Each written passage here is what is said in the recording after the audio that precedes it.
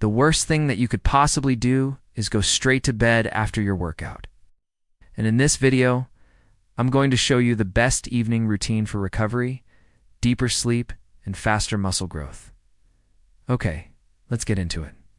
Starting off with number 1, taking a cold shower. If you want to feel more energized, more awake, and improve your mood, then taking a cold shower will help you accomplish all of that. When you step into a cold shower, your body responds by releasing adrenaline and norepinephrine, which are 2 hormones that make you feel more alert and awake. On top of that, a cold water immersion can increase alertness for 2 to 3 hours afterwards. So it is best to take a cold shower first thing in the morning, or if you want to be really hardcore, right before bed. However, if you prefer not to take a cold shower at night, what you can do instead is use a cold compress like an ice bath or just lay down and put ice on your face. Either way, you want to stimulate your nervous system to feel more awake. Speaking of feeling more awake, next up we have caffeine. Caffeine has a half-life of 5 to 7 hours, and it can take up to 12 hours for it to leave your system. So if you drink some in the afternoon, it will still be in your system, keeping you up by the time you want to go to bed. Caffeine blocks a neurotransmitter called adenosine, which tells your body it's time to sleep. By blocking that signal, you'll feel more awake. On top of that, caffeine also stimulates the release of other neurotransmitters like dopamine and norepinephrine, which also contribute to increased alertness.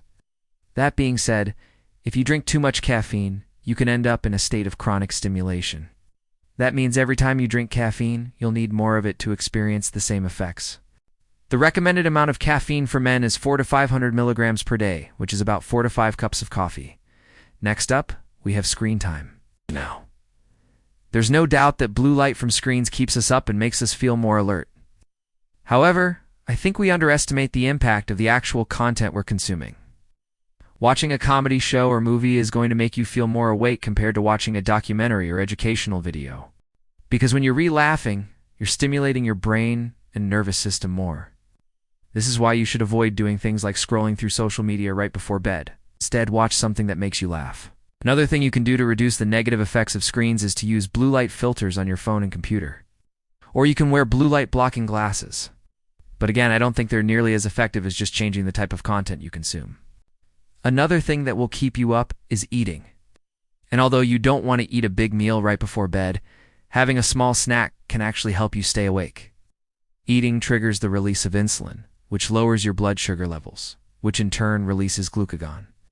Glucagon is a hormone that signals your body to break down fat and protein for energy, which can make you feel more awake. This is why if you haven't eaten in a while, and then you eat something, it can make you feel very energized. But you want to be careful with the type of snack you choose. You don't want to eat anything that will spike your insulin levels, which would make you feel drowsy. So instead, opt for a healthy snack with fiber like almonds, Greek yogurt, or a piece of fruit. Another thing you want to do before bed is to prepare yourself for the next day. By mentally rehearsing your schedule for tomorrow, you'll be able to reduce the amount of stress you feel come morning time. Take a few minutes to visualize yourself waking up and getting through your entire day. Picture yourself performing well at work, completing your workouts, and achieving your goals.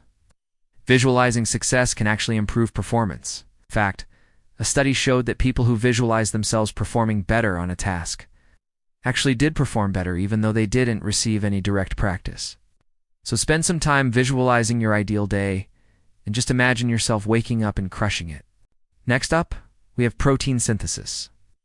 Just like how you can stimulate muscle growth during a workout by placing stress on your muscles, you can continue to stimulate muscle growth even after your workout is done by getting enough protein synthesis. Protein synthesis is the process of building proteins in your body. It's basically how you repair damaged tissue and build new muscle. To boost protein synthesis after your workout, you need to get enough protein within a 30 to 60 minute window. But recent research suggests that it may not be necessary to consume protein right after your workout. A meta-analysis found that the results of 8 studies that investigated post-workout protein ingestion revealed no significant effect on muscle growth or strength when protein was consumed within an hour after exercise. So overall, the evidence is pretty weak when it comes to consuming protein right after your workout. That being said, if you want to be sure that you get enough protein, simply just track your macros and make sure you hit your daily target. Next up is hydration. Drinking a lot of water before bed helps prevent dehydration and improves blood flow. This can help deliver nutrients to your cells, allowing for faster recovery. A good rule of thumb is to drink water whenever you feel thirsty. But if you want a more concrete guideline, aim to drink at least 8 ounces of water before going to bed. Alright, now let's move on to cardio. Now I know I just told you that you do not need to get a post-workout protein shake and you do not need to eat right after your workout. But what I did not mention is that you do want to do some sort of light cardio after your workout. Doing cardio after your workout can help flush out waste products from your muscles, which can lead to faster recovery and less soreness.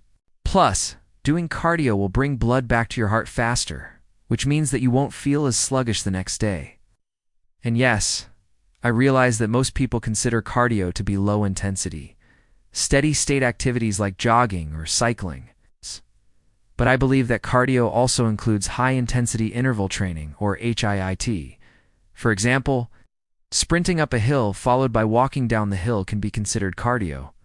And I recommend doing a total of 10 to 20 minutes of cardio after each workout. And last but not least, we have sleep.